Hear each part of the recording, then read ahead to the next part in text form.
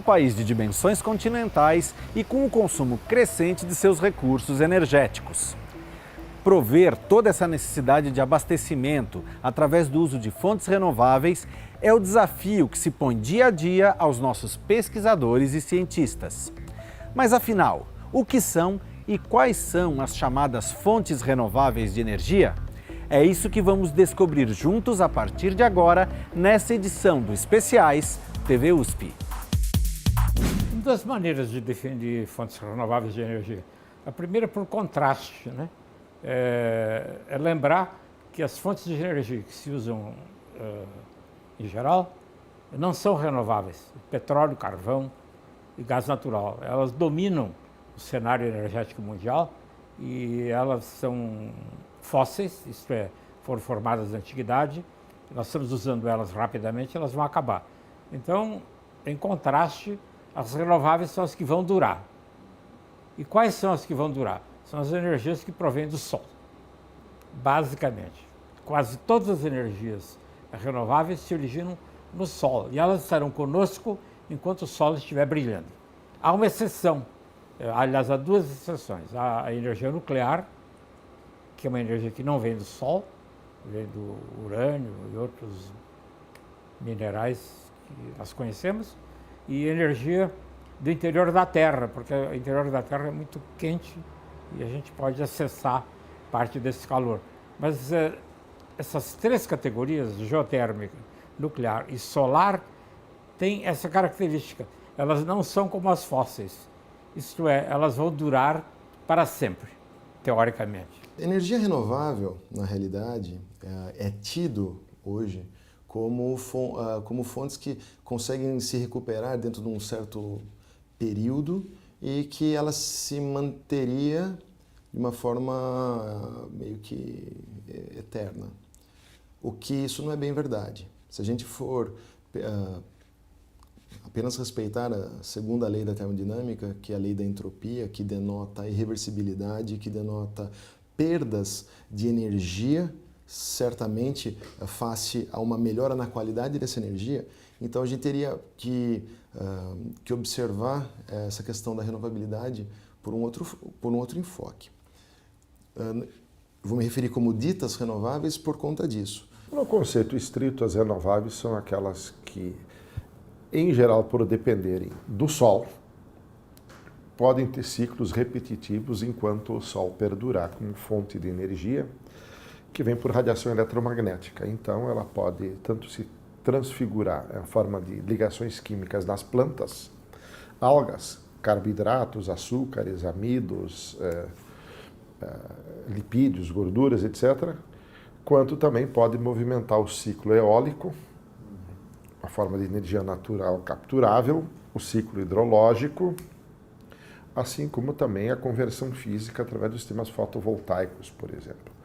Mas também podemos entender como renováveis as energias decorrentes, por exemplo, da força gravitacional, como a energia das marés, e de uma certa forma também a energia geotérmica, que então é uma fonte razoavelmente estável ao longo da vida da Terra de calor que vem originalmente de processos nucleares e gravitacionais parcialmente. De forma que nós contrapomos estas formas de energia às não renováveis, porque as não renováveis, na verdade, são fontes originárias de processos semelhantes que foram acumuladas ao longo da história geológica da Terra, principalmente os combustíveis fósseis, como os hidrocarbonetos, fluidos, óleo, gás natural, ou mesmo o carvão, que vem de outras fontes.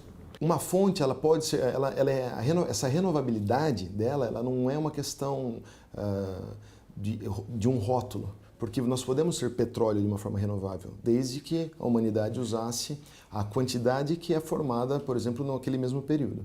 Tá? E não necessariamente etanol de cana-de-açúcar vai ser renovável se nós tivermos uma erosão de solo, recurso finito, né? superior a uma taxa de gênese, né, da formação daquele solo a partir, dos minerais que compõem as rochas que deram origem ao solo. Então, essa questão de renovabilidade, normalmente ela é tratada muito numa questão rotular, mas é muito mais uma questão de comportamento de uso de fonte do que na realidade da fonte em si. As usinas hidrelétricas são peça-chave na matriz energética brasileira, respondendo por 82% da energia elétrica gerada no país. Essa matriz energética é, do ponto de vista ambiental, técnico e econômico, a melhor opção para o Brasil? Nós somos muito afortunados e, devido à grande extensão territorial do Brasil e à topografia do Brasil, nós podemos utilizar a água da chuva. A água da chuva é uma forma de energia solar, porque o sol ele vaporiza a água, ele transforma a água do mar, ele aquece a água do mar, que se transforma em vapor, que forma as nuvens. As nuvens são levadas pelo vento para os continentes, onde elas se precipitam e voltam para o mar. Ao voltar para o mar, a água que é precipitada pela chuva movimenta geradores que produzem energia elétrica. Poucos países do mundo, entre eles o Canadá e alguns nórdicos da Europa, mesmo os Estados Unidos também, mas relativamente não tão importante hoje por causa da enorme capacidade instalada dos Estados Unidos, poucos países do mundo tiveram, digamos assim, a possibilidade de serem dotados de um recurso natural tão relevante. O ciclo hidrológico, evidentemente, que é movimentado dentro da biosfera e dos ecossistemas pela energia do sol. Mas o aproveitamento da energia hidráulica não depende só do sol, obviamente, porque a própria interferência humana nos ecossistemas e biomas faz com que a disponibilidade das vazões hidráulicas se alterem ao longo do tempo e com o tempo. Mas atendidos os critérios ambientais de preservar as questões essenciais desses ecossistemas e biomas, e também atendida a restrição social, que é muito importante, ela é em função da ocupação humana dessas regiões, a fonte hidráulica é uma fonte extraordinariamente positiva, atendidas aquelas restrições, porque, em geral, permite produzir energia a um custo menor e a utilização da diversidade hidrológica entre bacias. O único país que tem uma fração maior da eletricidade produzida a partir de usinas hidrelétricas é a Noruega. Mas no Brasil, cerca de 80% da eletricidade é produzida a partir de hidrelétricas. E elas são renováveis por excelência, né? Quer dizer, uma vez construída a hidrelétrica, ela não precisa de combustível, o que faz virar os geradores é a água. Isso vai durar muito tempo. O quanto tempo é difícil dizer, naturalmente, é preciso manutenção, mas teoricamente isso dura ad eternum. Existem alguns entraves, por exemplo, quando nós falamos de questões ambientais e hidrelétricas. Por quê? Hoje, onde nós temos água, nós não temos declive. Então, o que faz com que uma usina hidrelétrica ela tenha eficiência é, na realidade, ela ter uma coluna d'água suficiente numa menor área possível. Então, quando se fala, por exemplo, em hidrelétricas na Amazônia, na realidade nós estamos falando de um terreno que tende a ser muito plano. Então, para você às vezes ganhar 5, 10 metros de coluna d'água, você inunda uma área muito grande. É o exemplo de Balbina. Então, normalmente essa eficiência ela é medida por quanto de potência instalada eu tenho, face a quantos quilômetros quadrados foram inundados.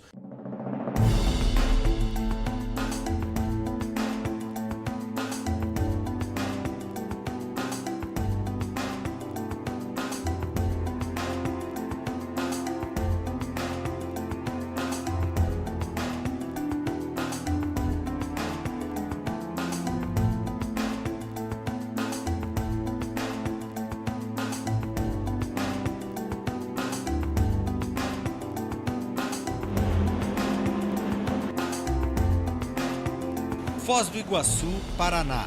fronteira do Brasil com Argentina e Paraguai, cidade que ficou mundialmente conhecida pelas belezas naturais de suas muitas quedas d'água.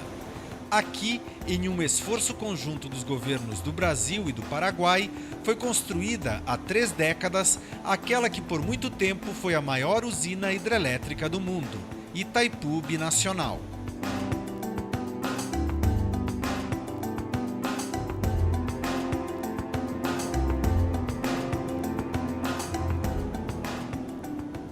Para conhecer esse gigante da engenharia, fomos recebidos pelo engenheiro Henrique Gomes Ribeiro, supervisor de operação da usina, que nos conduziu em uma extensa e detalhada visita.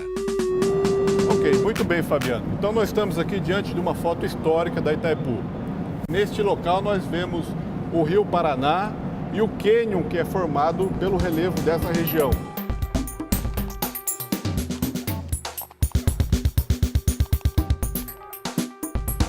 Itaipu, no idioma local, ele significa pedra que canta, em referência ao barulho que é feito pela água quando ela atravessa essas pedras aqui.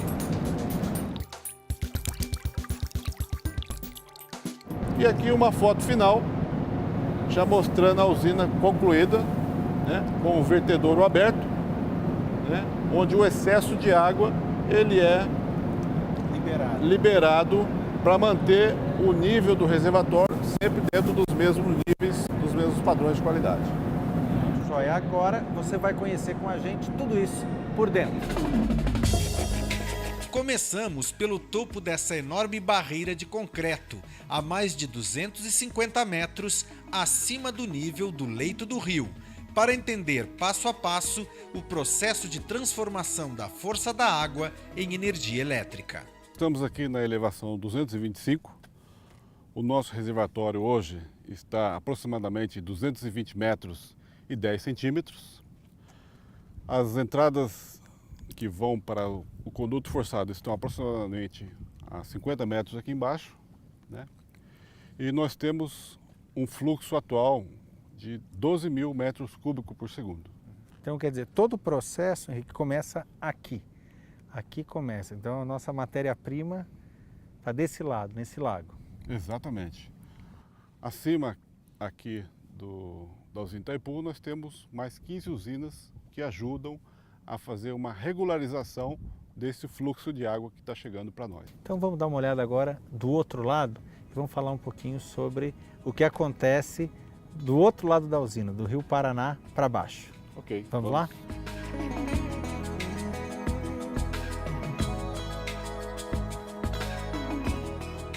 Ok, nessa parte da barragem nós podemos ver as 4 linhas de transmissão que estão levando energia para os consumidores do Paraguai.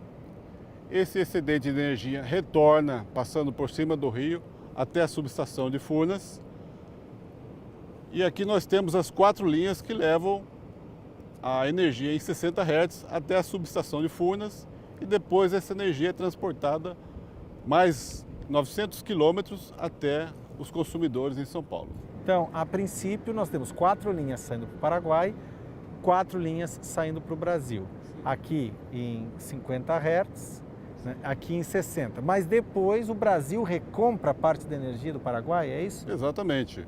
O excedente que o Paraguai não utiliza, ele é comprado pela Eletrobras e passa por uma conversão aqui em Furnas para um sistema que chama corrente contínua. E esse sistema vai até São Paulo. Em São Paulo existe um inversor que transforma de novo para 60 Hz. E aí é distribuído para o Brasil.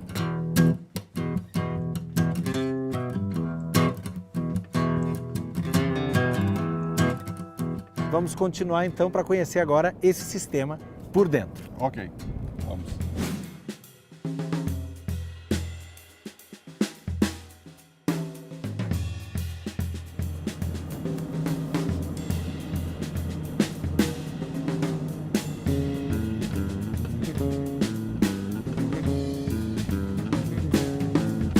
Bom, então aqui nós estamos na cota 40, que é onde passava o fundo do rio, na época em que não havia construída a barragem primeiro, né? Então esse aqui é chamado de leito do rio que é a parte inferior do Rio Paraná. E aqui nós estamos vendo essa estrutura civil que faz a sustentação de todo o peso da água do reservatório. Quanto de concreto aproximadamente foi empregado para construir essa usina? São valores na ordem de 310 maracanãs. 310 estádios do Maracanã foram gastos de concreto para colocar a usina de pé. É muito concreto. É muito concreto. E todo esse concreto foi construído num período de 9 anos de construção aqui da usina.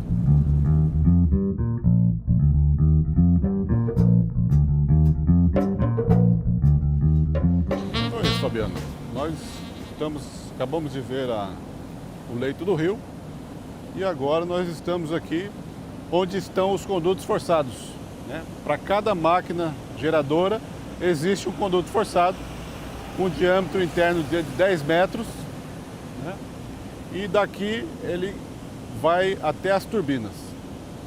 Que é um passo posterior nessa nossa visita. Exatamente. Então, vamos lá. Vamos lá.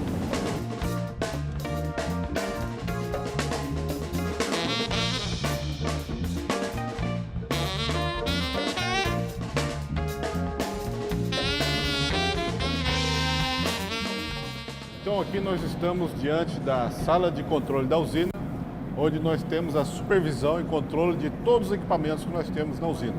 Né? Aqui trabalham brasileiros e paraguaios. Inclusive, nós estamos passando em frente aqui a divisão simbólica da estrutura civil que une os dois países. Quer dizer que agora, então, eu estou no exterior. Estamos no Paraguai. Praticamente.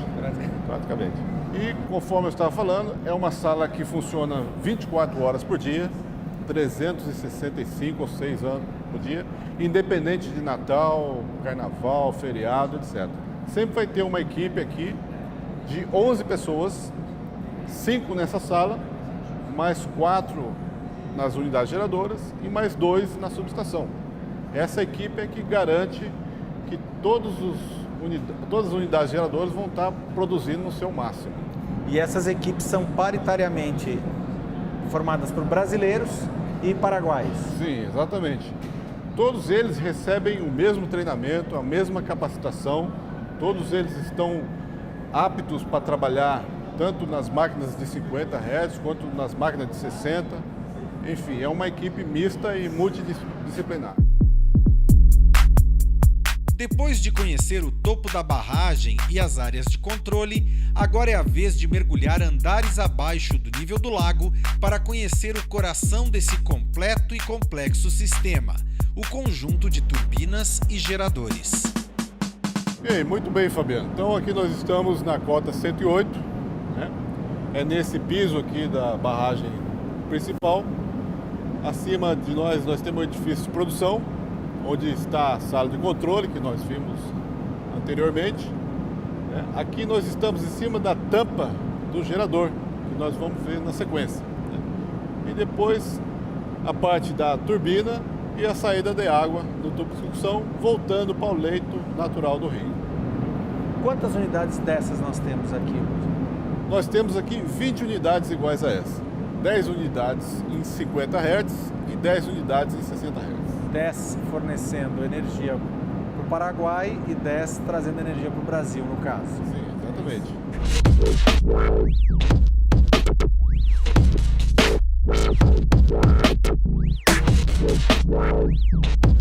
Bom, Fabiano, então nós estamos aqui na elevação 108, onde nós podemos ver as tampas de cada uma das 20 unidades geradoras que nós temos aqui na Itaipu. Até a metade dessa galeria são todas as máquinas em 50 Hz. E a partir da outra metade da usina, nós temos as máquinas em 60 Hz. Todas aqui nessa galeria. Essa galeria ela tem um comprimento total de 1 quilômetro. 1 quilômetro. Para acondicionar, então, esses 20 conjuntos, as 20 máquinas. Correto. Exatamente. Lembra daquela tampa vermelha que a gente viu lá em cima e que mostrava o topo do conjunto gerador e turbina? Pois o Henrique nos trouxe aqui para a parte de baixo, para conhecer um pouco mais de perto todo esse sistema. Henrique, o que a gente vai conhecer agora? Ok, a 3 metros abaixo aqui desse piso, nós temos a caixa espiral, que é onde o fluxo de água vem da barragem e vai ser distribuído para chegar na turbina. Essa tubulação tem 10 metros de diâmetro interno, né, e ela é feita para fazer o fluxo de água entrar dentro da turbina. Olha, e esse eixo? A que velocidade gira? Qual é o diâmetro do eixo que liga a turbina e o gerador? Ok. O gerador, o eixo dele tem um diâmetro de aproximadamente 2 metros e ele gira em 90 rotações por minuto. Controlado, velocidade precisa. Exatamente. Nós temos um medidor de velocidade que, se ele detecta algum aumento ou diminuição, ele automaticamente abre mais o distribuidor, permitindo mais ou menos água na turbina. E por que é importante controlar a velocidade de rotação? Ok. Porque a velocidade de rotação ela vai ser transformada em velocidade elétrica.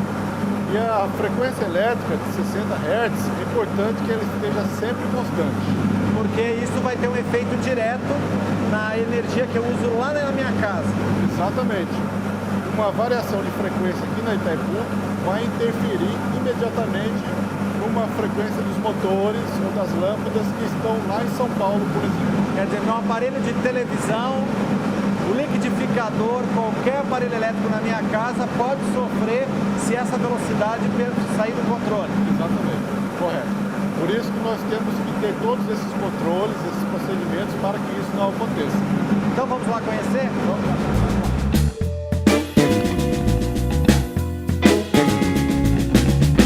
Bom, agora é a hora de conhecer uma dessas unidades geradoras por dentro.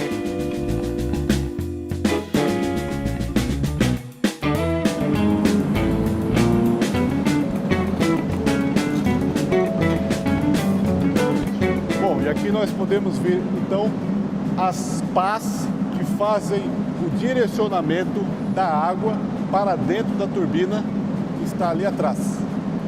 Então imagine toda essa área aqui cheia de água, numa pressão de 10 quilos, fazendo esse fluxo entrar água nessa direção. E essa estrutura aqui, Henrique, ela é fixa ou ela também se desloca? Não, essa aqui é fixa. A Se única desloca é lá dentro. essa primeira pá que nós estamos vendo, ela é fixa. Tá, faz parte desse conjunto aqui. Faz parte desse conjunto. A segunda pá que nós estamos vendo, ela sim tem um movimento de 0 a 100% de abertura. Tá. E ela que controla o fluxo, ou seja, quanto de água nós vamos jogar na turbina. Temos 20 iguais a essa aqui dentro. Exatamente. 20 iguais a essa. Exatamente. É impressionante, realmente impressionante. Mas nossa visita não para por aqui. Nós vamos literalmente mais a fundo para mostrar a engenhosidade desse sistema. Bom, então aqui nós estamos na cota 78, ou seja, estamos a 142 metros abaixo do reservatório. Do nível da superfície do reservatório de água. Correto, exatamente. E aqui nós temos o acesso para observar a turbina pelo lado de baixo. Anteriormente nós vimos a turbina pela parte de cima. Agora nós vamos ter o visual dela por baixo, que é necessário para fazer inspeção visual em todas as partes metálicas da turbina. Então, vamos lá.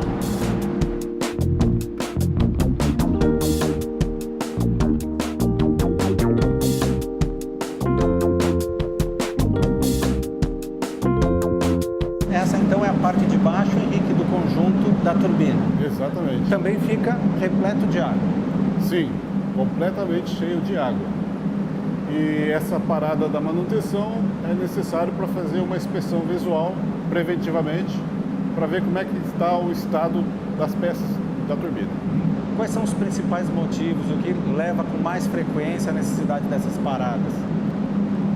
É uma inspeção basicamente para verificar a ausência de trincas, né? Nós temos uma inspeção visual e também com um líquido penetrante para confirmar que as trincas são mínimas. E quando tem necessidade, é feito algum reparo. Quanto tempo leva em média essa manutenção? A duração dela são 9 dias.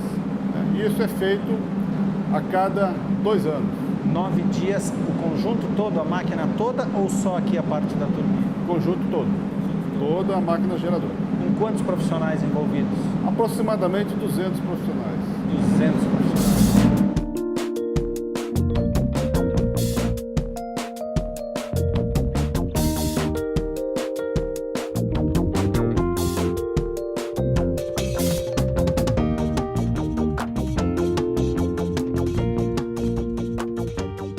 Todos os dias, o Sol entrega ao planeta Terra energia de forma gratuita e limpa.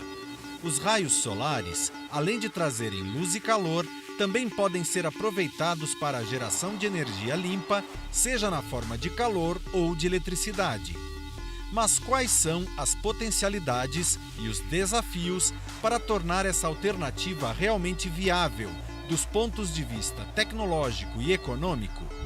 Com a palavra, nossos especialistas convidados. O que é o seguinte, é que células fotovoltaicas, há 40 anos atrás, custavam $80 mil por quilowatt. 1 quilowatt de hidroeletricidade custa $1.000. Quer dizer, há 40 anos atrás, células voltaicas produziam eletricidade 80 vezes mais cara do que a eletricidade. Bom, nesses 40 anos, o custo foi caindo. E continua caindo. Mas ele ainda é 2 a 3 vezes mais caro que as outras formas de energia. A energia fotovoltaica, que também é objeto de estudo detalhado nesse Instituto de Energia e Ambiente da USP, tem também tido exemplo da eólica, onde os custos unitários têm caído com o ganho de escala e aprendizado. A fotovoltaica vem seguindo para padrão semelhante. E hoje, veja, as eólicas hidráulicas de grande porte, elas são geradas, a energia é gerada em centros onde esse recurso está disponível. Passa-se pelo sistema de transmissão que permite duas coisas: levar a energia aos centros de consumo e complementar a diversidade de recursos ao longo do tempo do ano. Mas custa a transmissão e a distribuição. A fotovoltaica, assim como a eólica de pequeno porte, mas principalmente a fotovoltaica já está consolidada para fazer isso, pode ser embebida nos telhados no ponto de consumo, economizando geração, transmissão e distribuição. Sempre que nós pensamos em energia solar, nós pensamos no Sol como algo infinito e gratuito, que realmente é. Só que o nosso problema é concentrar e distribuir essa energia. Tá? Por exemplo, o custo hoje em dia de uma célula fotovoltaica torna inviável, né, para competir, por exemplo, com a eletricidade obtida numa hidrelétrica.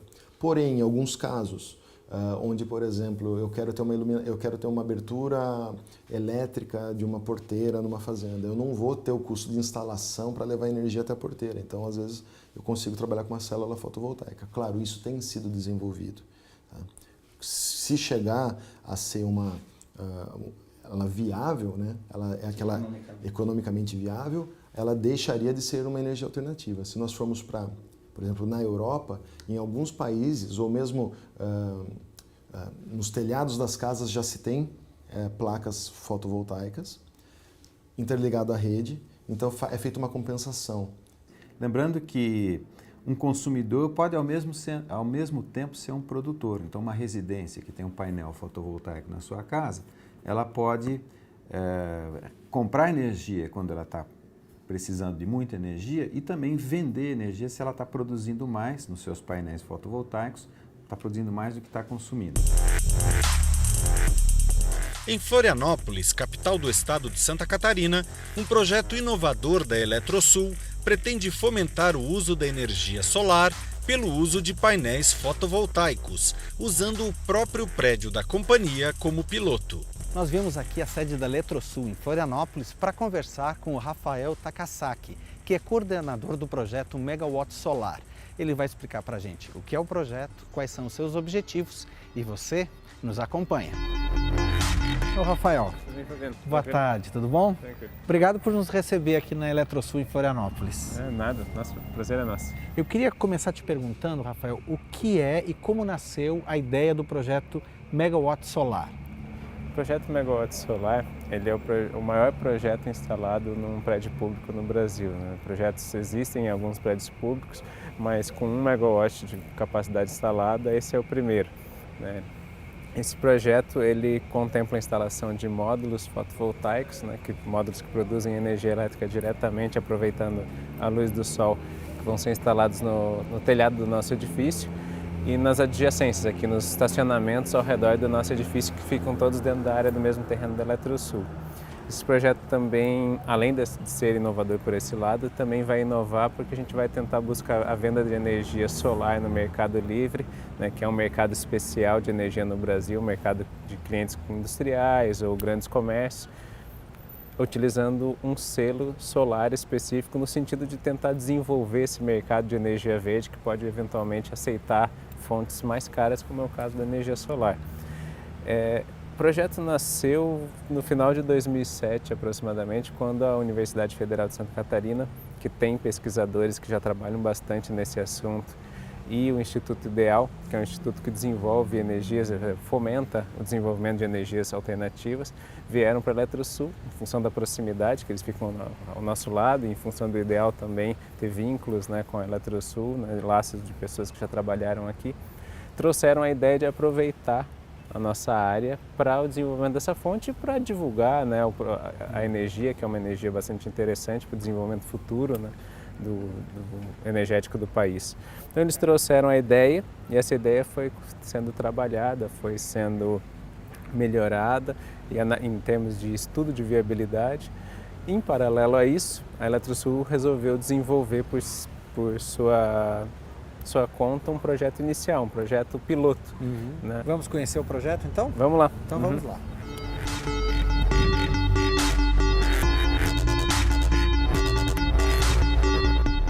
Bom, Fabiano, então aqui é a nossa planta piloto. Foi aqui que a gente começou o desenvolvimento de projetos fotovoltaicos, né? Essa planta está operando desde fevereiro de 2009. Né? Em testes, a partir de junho de 2009, a gente começou a operar ela direto. Aqui é o nosso centro de... A gente obtém informações também, mas utiliza muito ela também para divulgar. Ela fica também na frente do edifício, muitas pessoas passam por aqui. E aqui o que a gente tem? Então, os nossos painéis fotovoltaicos ficam todos ali em cima. Né? Aquela ali é uma solução de silício amorfo. Existem várias tecnologias para produzir energia através do processo fotovoltaico. Né? Então, o processo fotovoltaico é foto de luz, né? Voltaico de volt, né? Que na verdade é uma unidade de tensão de energia elétrica. E isso, como é que funciona basicamente? Você recebe o fóton do Sol, o fóton de luz, ele excita esse elemento que na verdade ele é formado de silício ou de outros elementos, mas 90% da produção mundial de módulos fotovoltaicos é silício. Então a luz excita aquele elemento e ele conectado com uma rede ele produz energia elétrica. Só que ele produz num padrão que ele não é adequado para o consumo direto. Se a gente tivesse uma lâmpada incandescente daquelas antigas amareladas, sim, você poderia ver ela aumentando a intensidade, diminuindo a intensidade em algumas situações, né? Mas, porque ela responde a qualquer tipo de energia. Né? Agora, para você conectar na rede, aí ele tem que ter um padrão. Né? É um padrão que a gente já conhece, que é 110 volts, 220 volts, com uma determinada característica, e aí entram esses elementos.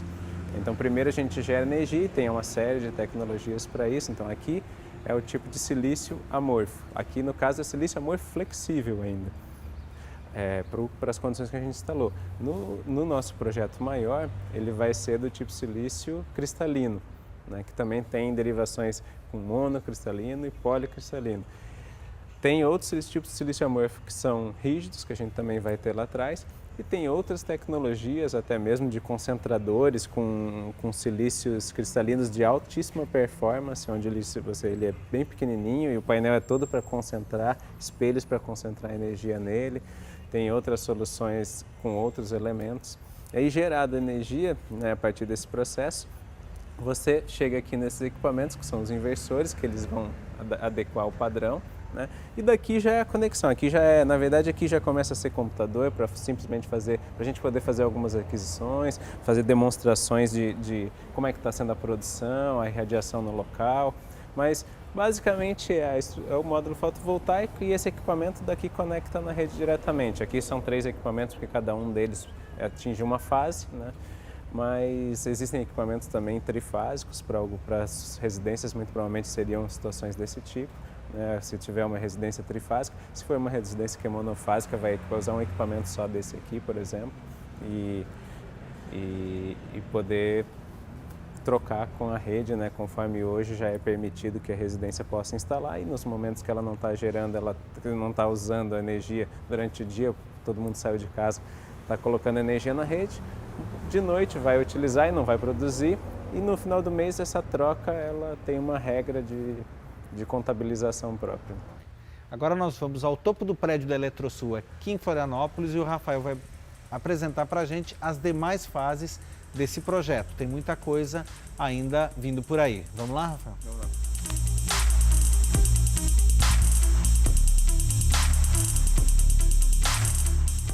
Rafael, fala para a gente um pouco quais são as próximas etapas do projeto. Nós conhecemos a planta piloto, agora a gente sabe que o projeto é muito maior do que isso. O que vem por aí? Agora a gente está entrando na fase principal, digamos, do projeto, né? A gente deve receber os módulos agora sexta-feira, né? Que são módulos fotovoltaicos que são importados, né? Não tem uma produção nacional que possa suprir essa demanda.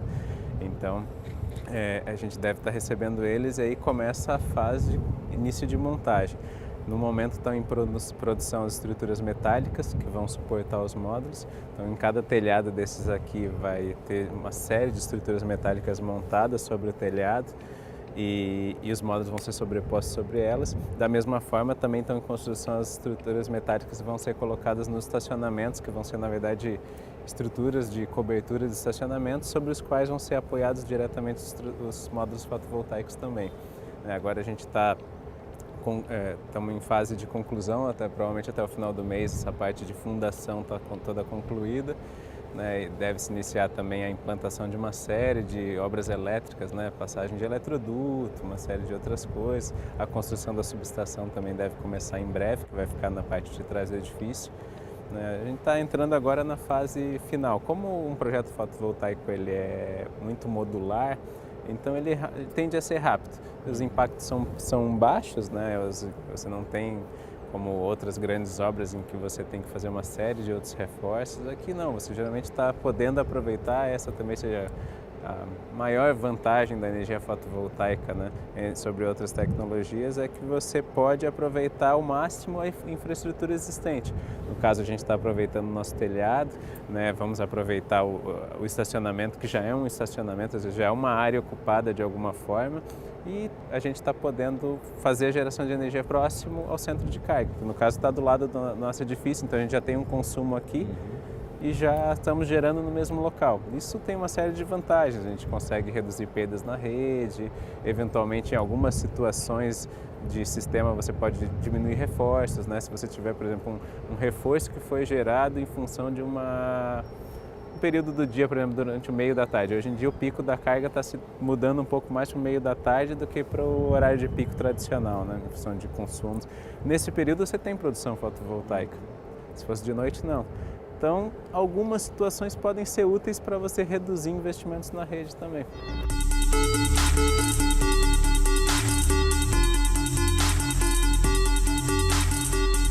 Saímos de Florianópolis convencidos do potencial que essa modalidade tem para ampliar sua presença na matriz energética brasileira. Mas ainda tem muito mais. No próximo bloco, seguimos viagem rumo ao extremo sul do Brasil e você vem conosco.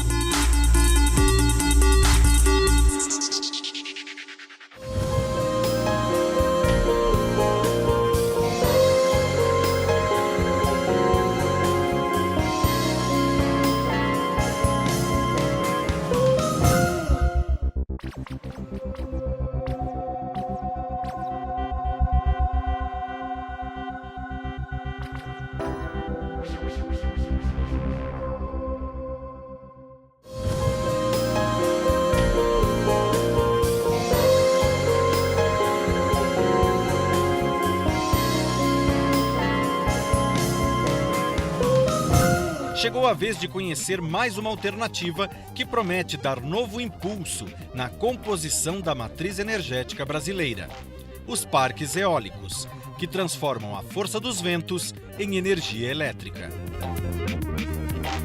O Brasil foi beneficiário de uma história de desenvolvimento de uma energia antiga, que precedeu a hidráulica, de uma certa forma foi concomitante com ela na era pré-revolução industrial, que é a energia eólica.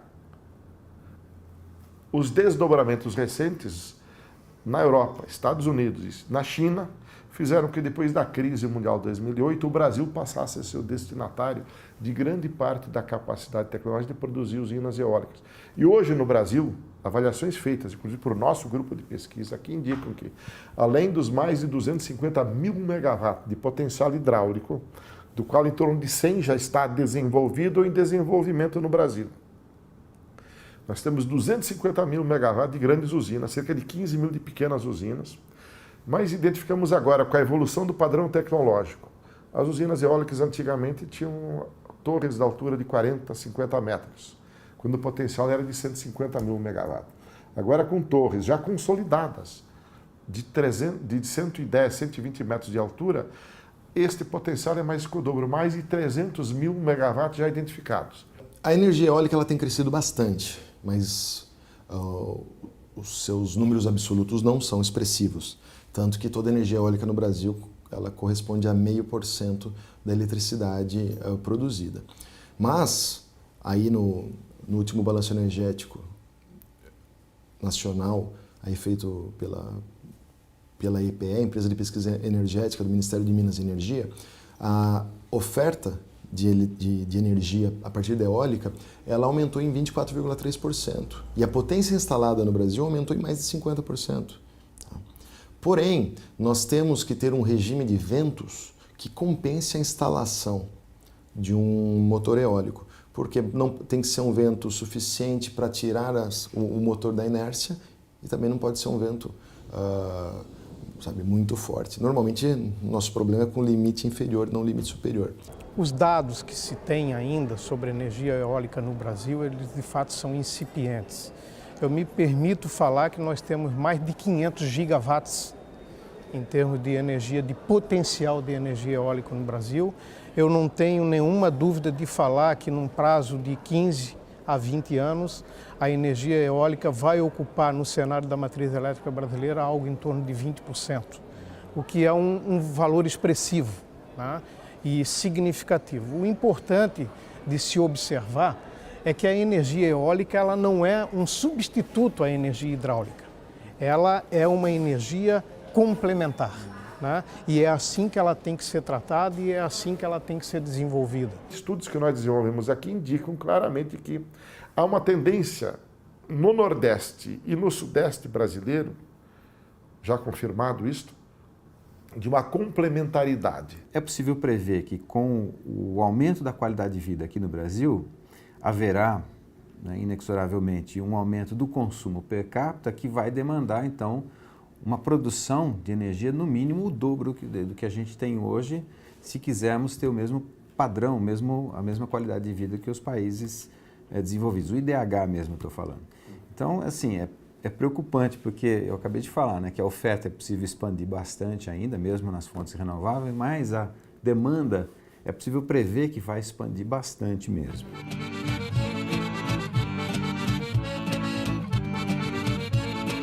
A TV USP veio até o extremo sul do Brasil. Nós estamos em Santana do Livramento, quadrante sudoeste do estado do Rio Grande do Sul. Cidade conhecida nacionalmente por esta praça, a Praça Internacional, que divide Brasil e Uruguai. De um lado, Santana do Livramento, do outro, Rivera. É aqui que a Eletrosul começou há alguns anos um projeto audacioso que pode mudar a história da geração de energia limpa em solo brasileiro. Nós vamos conhecer o Parque Eólico de Cerro Chato.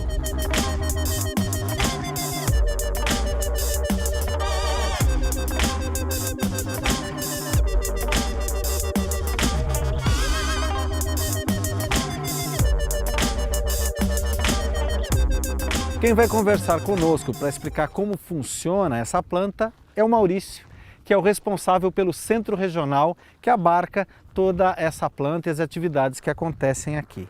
Maurício, conta pra gente um pouquinho da onde surgiu a origem dessa usina aqui em Cerro Chato.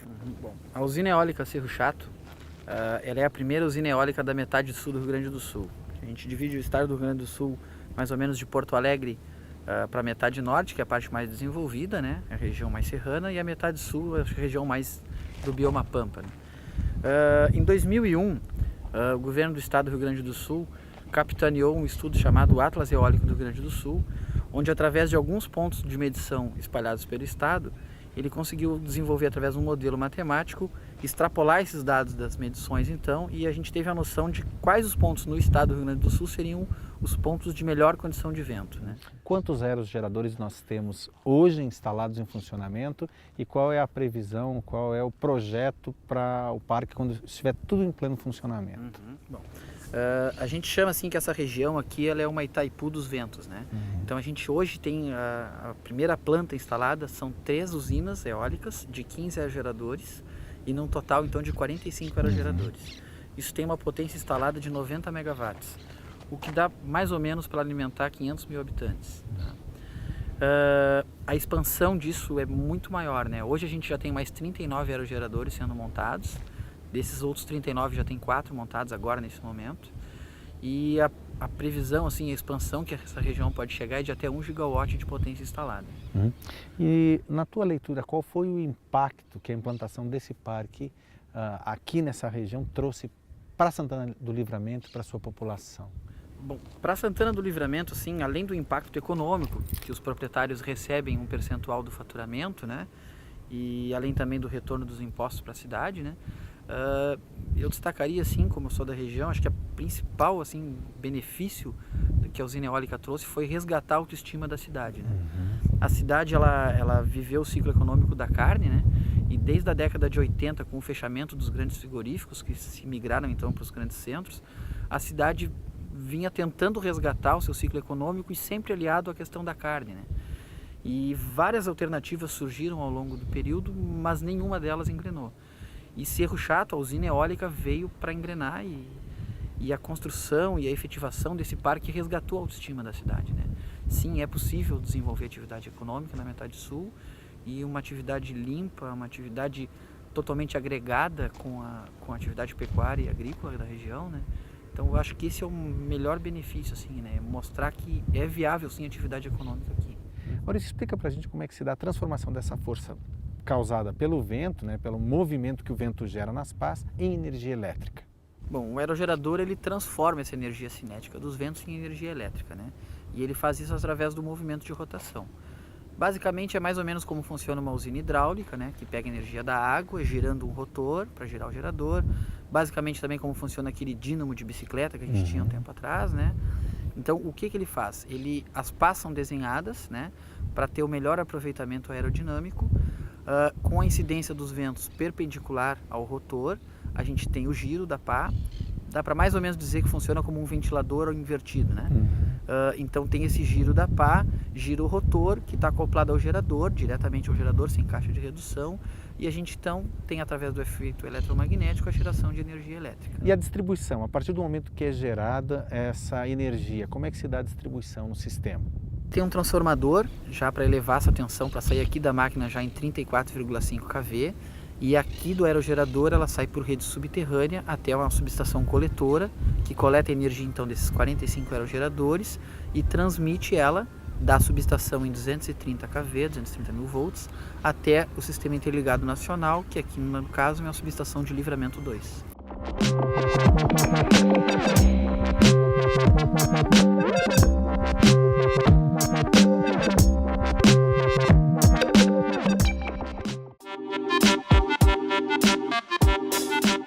Nossa próxima parada é na propriedade do Sr. João Fernandes, conhecido em toda a região por ser descendente do coronel Davi Canabarro, um dos heróis da Revolução Farroupilha. Ele é um dos estancieiros que arrendou parte de suas terras para a implantação dos aerogeradores. Isso aqui era uma casa pertinho da outra, as famílias moravam tudo aqui. Depois foi modificando a cidade e as famílias foram imigrando para a cidade. E os estancieiros fortes foram comprando e ficou campo quase que deserto. Agora surge o aerogerador, que ninguém sabia o que era, né? Até a mim me surpreendeu, porque me falaram que aqui a 2 quilômetros ia passar uma energia eólica, um aerogerador, não dei bola. Mano, aí me aparece o Betinho aqui, que eu encarrego, aquele é da Eletrosul, conversando comigo, mas o que é isso, rapaz? Que benefício me traz, que não me traz? Mano, não, mas o senhor pode ser agraciado com 3 geradores, aqui o Macedo vai ter tantos. E começou a me mostrar as vantagens. A mulher estava mais curiosa do que eu. Agora eu com 80 anos já, o que me importava com aerogerador? Veio nós tirar a tranquilidade isso aqui, né? Movimentar, como movimentou, mas movimentou tudo para melhor. E nossa viagem continua. No próximo bloco, partimos rumo ao centro-oeste do país. Em meio à imensidão das áreas cultivadas com cana-de-açúcar, encontraremos uma das mais modernas plantas de cogeração de energia pela queima de biomassa.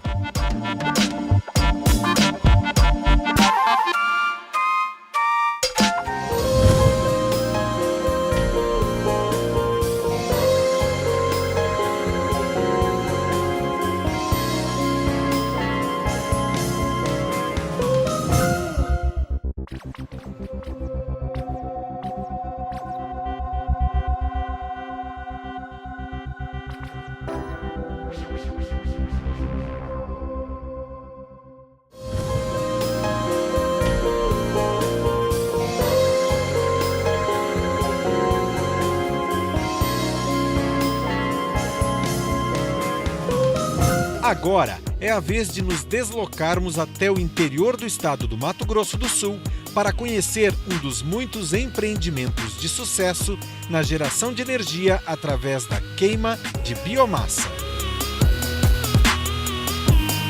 Antes, porém, é importante ouvir o que os pesquisadores convidados por nossa equipe para essa série têm a dizer sobre o assunto. O Brasil ele tem um lugar privilegiado nesse cenário dos países que investem em energias renováveis. Na verdade, o Brasil é o país cuja fonte tem a maior proporção de energias renováveis. Então, cerca de 48% das nossas fontes são renováveis. Isso incluindo hidrelétrica e biomassa, bioeletricidade e etanol, né, que entra na fonte também.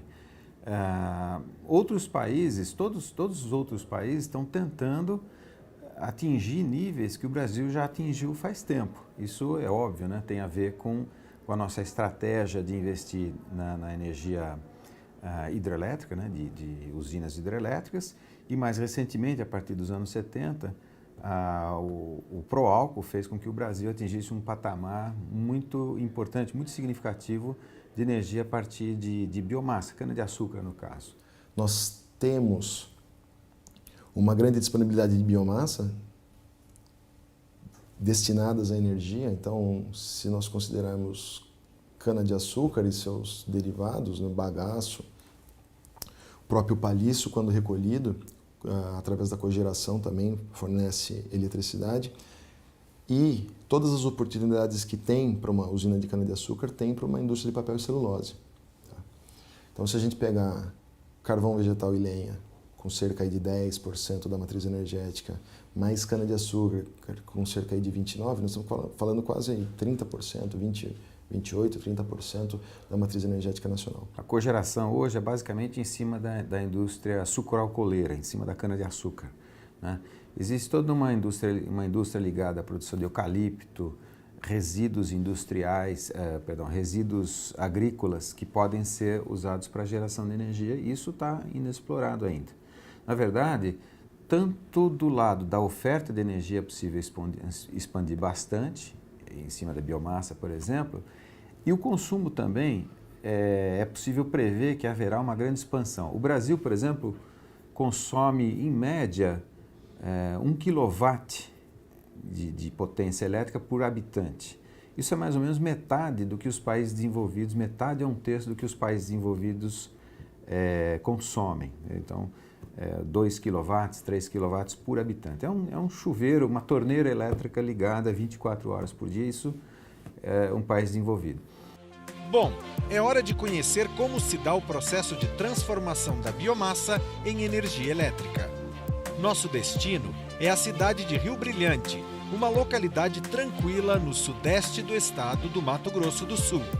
Aqui, vamos percorrer largas extensões de terra até chegar a uma das mais modernas plantas de cogeração de energia.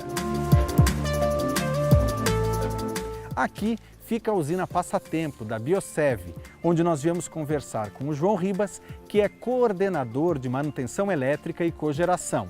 Nós vamos conhecer como se dá todo o processo para a transformação do bagaço de cana em energia elétrica, um processo sustentável de energia limpa. Vamos nessa, João? Vamos nessa. Então vamos lá.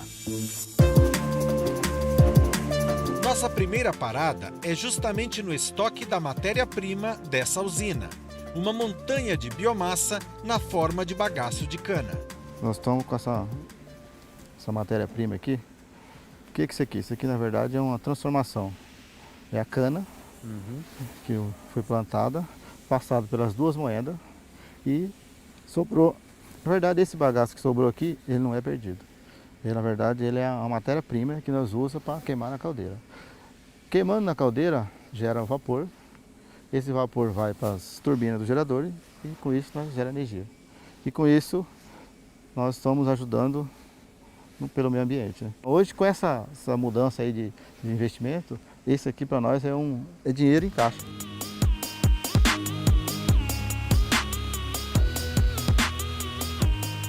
Esse monte que a gente tem aqui, você estava me falando antes que ele não é muito grande para os padrões. Ele consegue abastecer a caldeira por quanto tempo?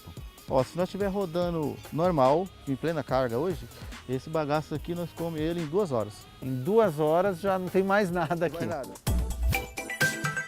Nossa próxima visita é a caldeira, que está desligada para manutenção, permitindo a proximidade para acompanhar a explicação de nosso anfitrião. Então, Fabiano, agora nós chegamos aqui na caldeira, vou te mostrar aqui onde tudo começa. Aqui, essas bocas que você está vendo, lá o iniciante, quando o cara vai iniciar, que ele bota fogo lá dentro, inicia geralmente com lenha, para começar o foguinho. A hora que o fogo começar a acender, que começar a dar aquela gás, a gente inicia o retorno com o bagaço.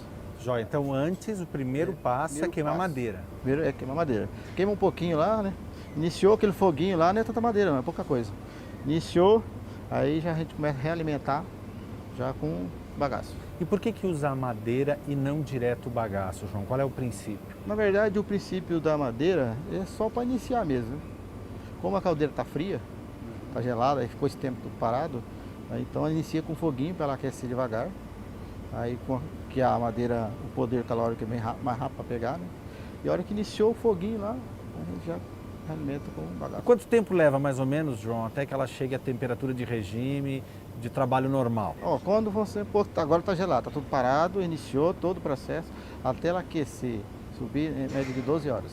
12 horas para ela chegar à carga, ao regime de trabalho. Porque na verdade, como ela está fria, ela tem que esquentar aos poucos, né? Para ir dilatando devagar e aquecendo aos pouquinhos também. Ela tem uma rampa de temperatura. Conhecida a parte de geração de vapor, nosso próximo destino dentro do complexo é o coração de todo o sistema, o conjunto de turbina e gerador.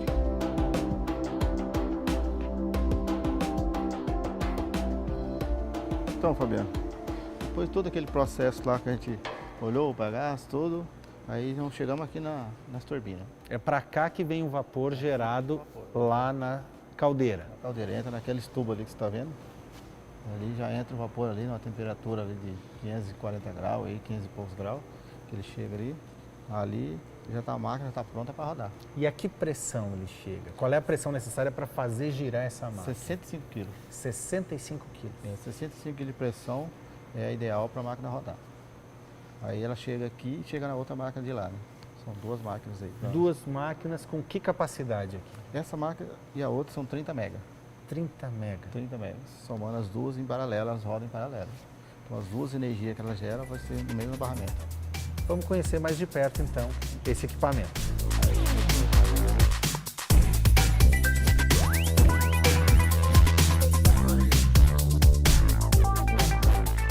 Então, João, para quem nos assiste, acho que é importante entender que esse conjunto, na verdade, é composto por 2 máquinas, né? Que é a turbina e o gerador. Fala um pouquinho sobre a função de cada um desses equipamentos. Qual que é a função da turbina aqui? A turbina, a função dela é rodar o gerador. Tá. A turbina, no caso, é esse equipamento Esse aqui. equipamento está nessa que carenagem. que recebe, então, o vapor, que vem lá da caldeira. Vem da caldeira. Aí ele roda a turbina, né? Ela roda o gerador e o gerador gera energia. Eles são interligados por um eixo. Por um eixo tem um redutor ali, cada um conforme a sua produção mecânica, né? Então tem um redutor que reduz a rotação, lá é uma determinada rotação, né? E aqui é outra rotação que reduz o gerador. E essa rotação, ela precisa ser controlada, não é isso, João? Quer dizer, a velocidade tem que ser muito bem controlada. Exatamente. Então essa rotação, ela é controlada numa determinada rotação e fica fixa. Determinado da carga aumentar ou diminuir, ela fica numa rotação. Até porque ela tem que obedecer a questão de frequência. Exatamente. Não é isso? Então, por exemplo, o gerador foi fabricado para rodar em uma rotação de 1.800 RPM, né, 60 Hz, né, gera 3.800 volts. E daqui, a energia então que é gerada por esse movimento aqui no gerador, vai para onde? Então, daqui ela vai para uns painéis nossos que tem lá em cima, que eu vou te mostrar depois. Esses painéis, qual é a função deles ali? Lá eu tenho um barramento, né, geral, e nele tem vários cubículos. Esses cubículos, eles têm vários alimentadores. Então eu mando lá para o setor da usina, da planta, e o outro consumidor, que é o nosso consumidor final, que é a exportação. Tá, quer dizer que é a parte, aquilo que a concessionária de energia compra para distribuir na verdade, região. Seria a nossa sobra, né? Que nós estamos vendendo. Então nós estamos gerando uma capacidade e está sobrando. E essa sobra nós estamos vendendo. Joia. Vamos lá conhecer os painéis? Vamos lá. Então vamos lá.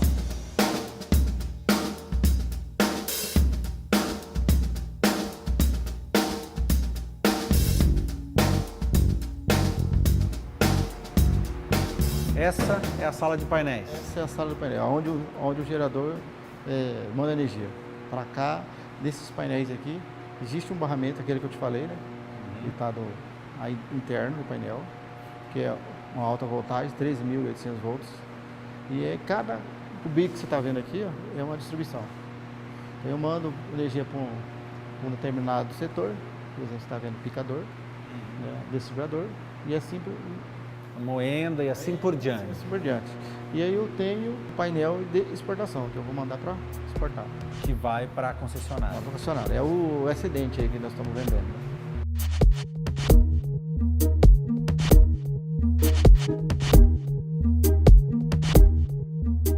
Você deve ter notado a ausência de outros profissionais nos espaços que visitamos no decorrer da gravação dessa reportagem. O motivo é o alto nível de automatização de todos os processos da usina, o que permite o gerenciamento de praticamente todos os setores da planta a partir de uma única sala de controle informatizado.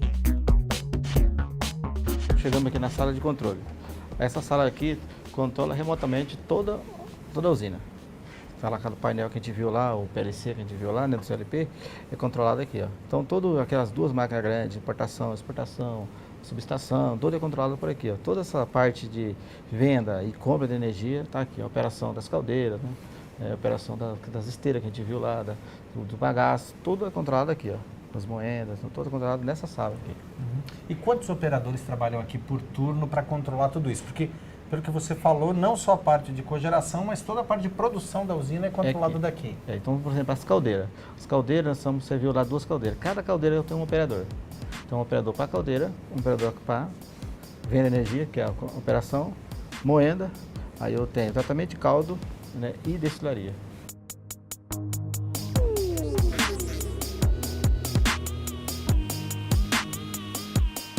Aproximadamente 10.000 quilômetros de estradas em 3 meses de trabalho. Esse é o resultado de nossa pesquisa de campo na busca de boas práticas na produção de energia elétrica com o uso de fontes renováveis.